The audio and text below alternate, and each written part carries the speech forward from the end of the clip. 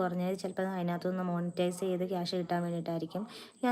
ഞാൻ നിങ്ങളോട് തുറന്നു പറയാമല്ലോ, എനിക്ക് കുഞ്ഞിൻ്റെ കാര്യം കൊണ്ട് എനിക്ക് പുറത്ത് പോയി ജോലി ചെയ്യാൻ പറ്റൊരു സിറ്റുവേഷനാണ്. അപ്പം ഞാൻ വീട്ടിലിരുന്നും ചെറിയ ചെറിയ ജോലികളൊക്കെ ചെയ്യുന്നുണ്ട്. തയ്യലും അങ്ങനെയൊക്കെയുള്ള വർക്കും കാര്യങ്ങളൊക്കെ ചെയ്യും.